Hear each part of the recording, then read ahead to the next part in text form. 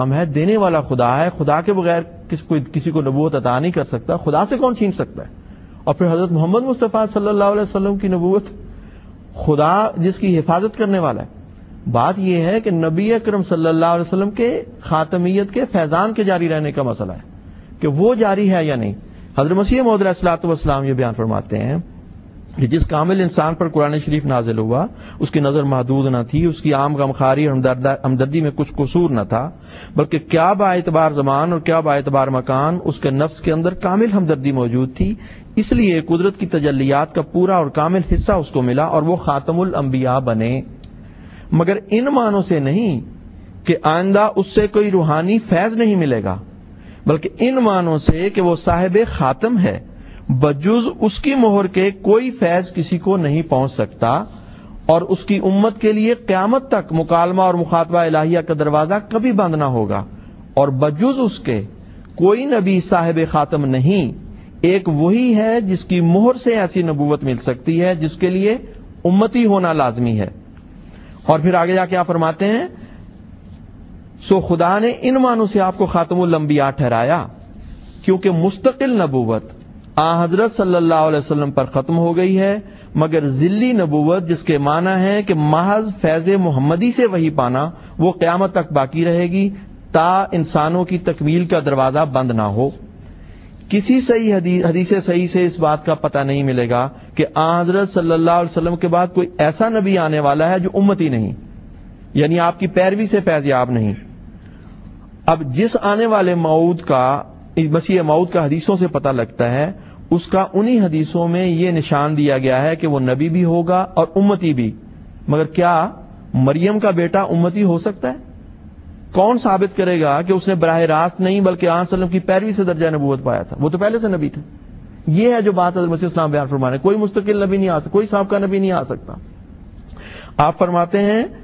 ہزار کوشش کی جائے اور تعویل کی جائے یہ بات بالکل غیر معقول ہے کہ آن حضرت صلی اللہ علیہ وسلم کے بعد کوئی ایسا نبی آنے والا ہے کہ جب لوگ نماز کے لیے مساجد کی طرف دوڑیں گے تو وہ کلیسیا کی طرف بھاگے گا، اور جب لوگ قرآن شریف پڑھیں گے تو وہ انجیل کھول بیٹھے گا، اور جب لوگ عبادت کے وقت بیت اللہ کی طرف منہ کریں گے تو وہ بیت المقدس کی طرف متوجہ ہوگا، اور شراب پیے گا اور سور کا گوشت کھائے گا اور اسلام کے حلال و حرام کی کچھ پرواہ نہیں رکھے گا۔ کیا کوئی عقل تجویز کر سکتی ہے کہ اسلام کے لیے یہ مصیبت کا دن بھی باقی ہے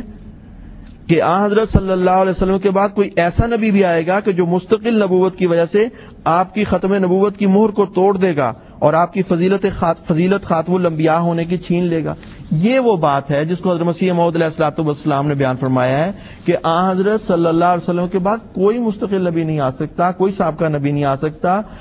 جو آئے گا اس کے لیے امتی ہونا ضروری ہے کیونکہ یہ نبوت ایک الہی فیضان ہے۔ لیکن اب نبی اکرم صلی اللہ علیہ وسلم کی امت سے آپ کی اطاعت کے فیض سے آئے گا، کوئی نئی شریعت نہیں لائے گا، کوئی نیا کلمہ نہیں بنائے گا، اور یہی حضرت مسیح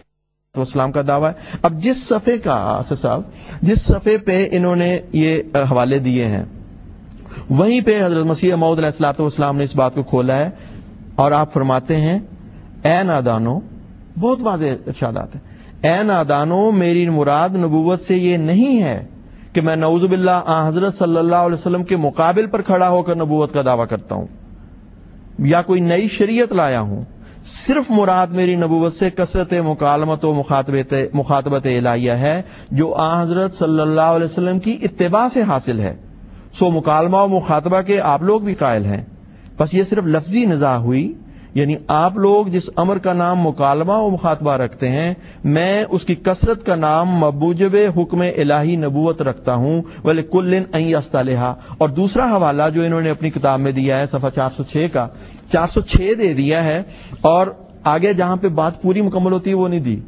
مجھے اجازت دیجیے کہ میں وہ بھی پڑھ دوں تاکہ بات ایک دفعہ یہ پوری مکمل ہو جائے، اور ہمارے جو سامعین ہیں، مقصد ہمارے اس پروگرام کا یہ ہے کہ آپ پلیز خود مسیح اسلام کی کتابوں کو پڑھیں تو آپ کو بات کھل جائے گی اور پتہ لگ جائے گا کہ جھوٹا کون ہے اور کون دھوکہ دے رہا ہے۔ اس میں نصیحتوں سے یہ بھی آپ جو ایک ابھی بتا رہے تھے نا کہ انہوں نے لگتا ہے کہ پوری پڑھی نہیں ہے، مجھے یہ لگتا ہے کہ پوری پڑھی ہے، وہ چاہتے نہیں تھے کہ اس سے آگے لوگ پڑھیں، کیونکہ یہ اس زمانے کی کتاب ہے جس زمانے میں حضرت اقدس مسیح علیہ الصلوۃ والسلام کی کتب تک لوگوں کو رسائی نہیں تھی۔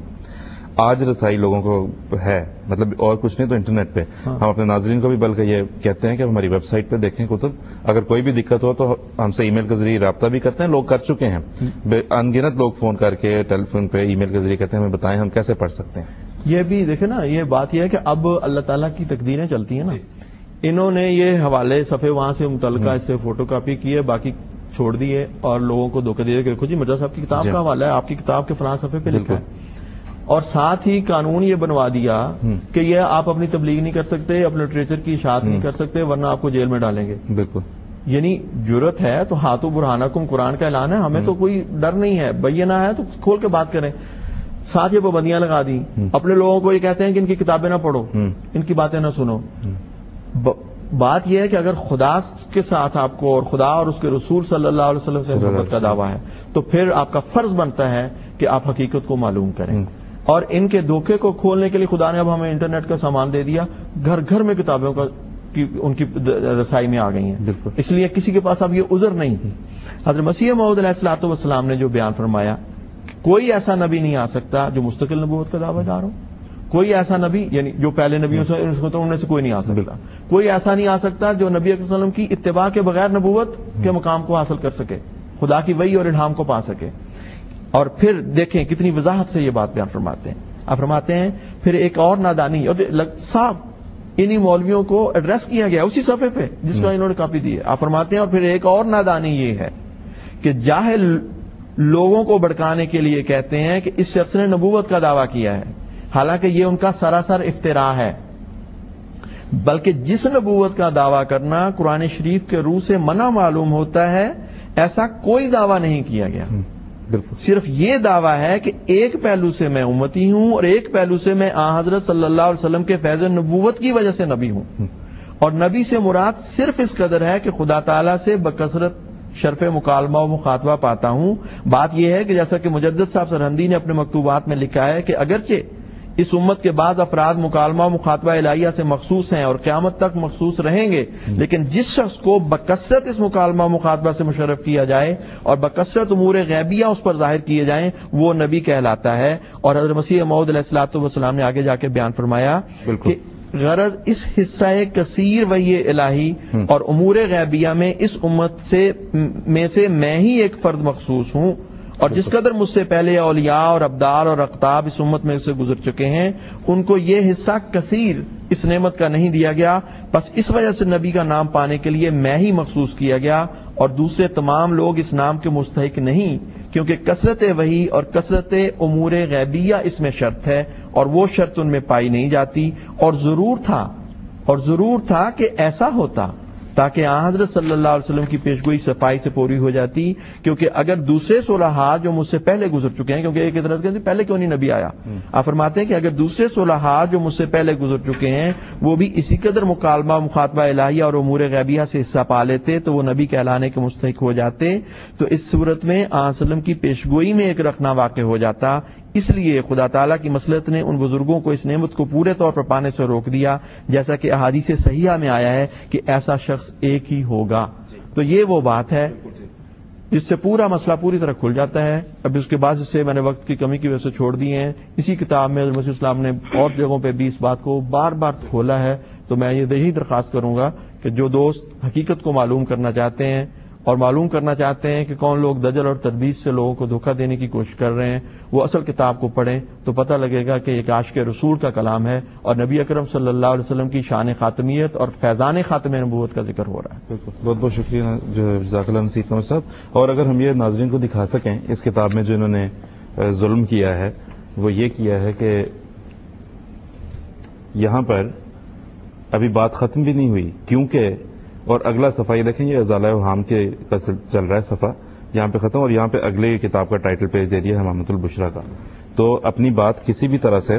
انہوں نے جو حضرت مسیح علیہ السلام نے جو بیان کی ہے وہ مکمل نہیں دکھائی لوگوں کو. یہاں پہ بھی اسی طرح سے ہے. اس صفحے کے اوپر جو ہے یہ حقیقت الوحی کا چل رہا ہے اور اس کے بعد صفحہ نمبر 503، اس کے بعد صفحہ نمبر 406. تو بالکل بے ربط کر کے تو